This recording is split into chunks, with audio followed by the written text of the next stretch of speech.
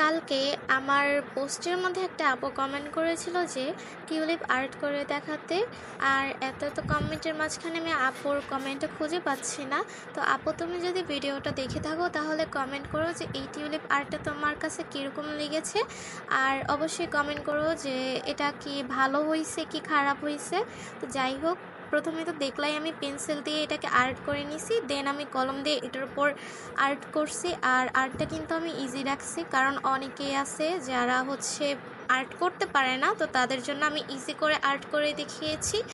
আর আরেকটা কথা বলতে চাই তোমাদের, রিসেন্টলি আমি আমার কমেন্ট বক্সে প্রচণ্ড কমেন্ট পাইতেছে যে আপু কাবা শরীফ বানাও ক্লে দিয়ে, অথবা আর্ট করতে বলতেছো। হ্যাঁ, আর্ট করা যায়, তাতে প্যারা, কিন্তু ক্লে দিয়ে আমি কাবা শরীফ বানাতে চাচ্ছি না, যেহেতু এটা একটা পবিত্র জিনিস।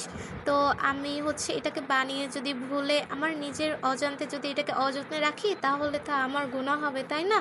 আর এজন্যই আমি ক্লে দিয়ে কাবা শরীফটা বানাবো না, তবে ইনশাল্লাহ আমি ক্যানভাসে আর্ট করব, তখন তোমাদের দেখাবো। আর এটা কেমন হয়েছে সেটা কমেন্ট করো।